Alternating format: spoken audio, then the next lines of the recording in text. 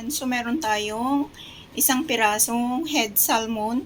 Tapos na marinate ito ng chopped garlic, salt at saka black pepper.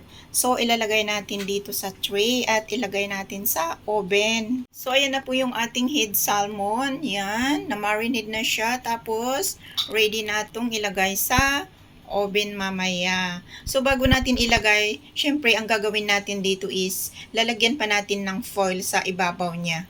So ayan na siya, binalot ko na. So ready natin ilagay sa oven. Ang ating oven, so ilalagay na natin. So siya.